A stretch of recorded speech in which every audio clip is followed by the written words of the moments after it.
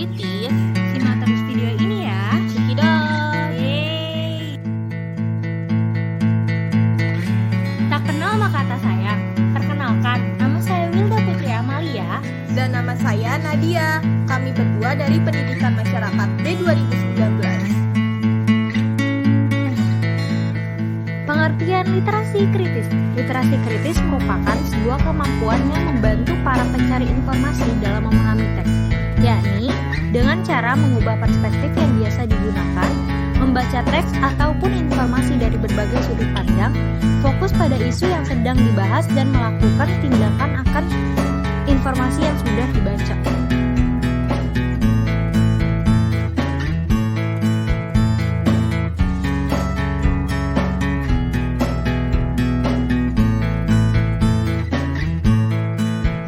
Dimensi literasi kritis yang pertama, disrupting the commonplace.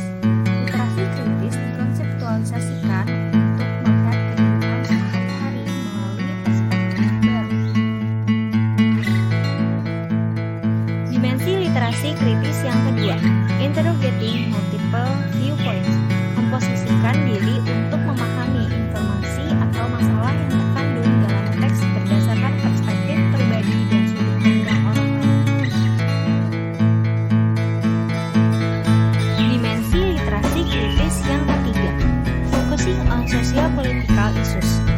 Isu sosial politik merupakan hal yang terpenting, mengingat sifat literasi dan bagaimana literasi dibangun, sebagaimana yang telah dibahas pada dimensi sebelumnya.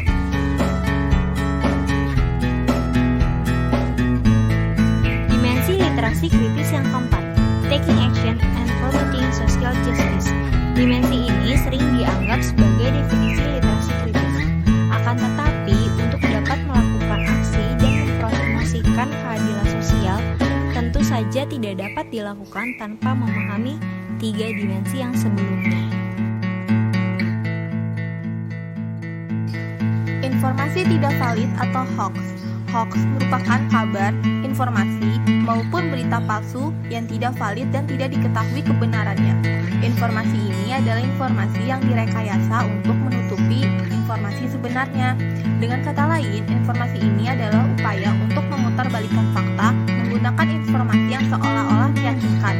Hoax merupakan ekses negatif kebebasan berbicara dan berpendapat di internet, khususnya media sosial.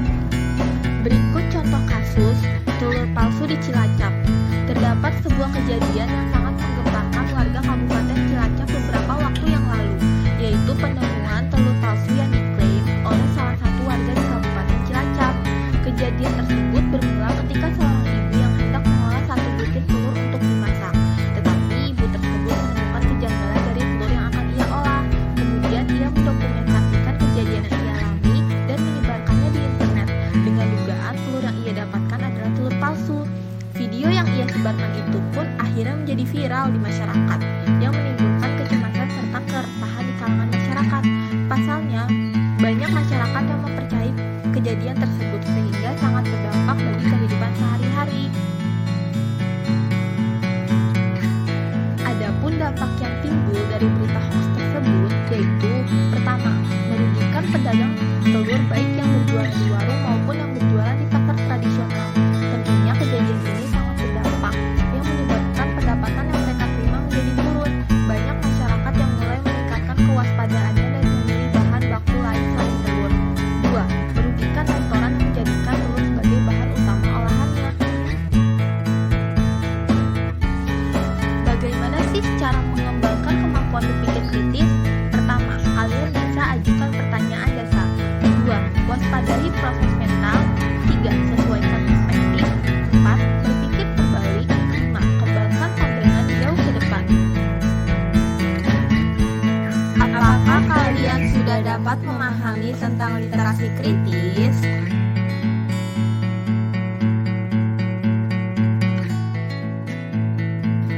Kesimpulan, Literasi kritis sangat diperlukan dalam mengolah suatu informasi. Kita tidak boleh menyerap informasi secara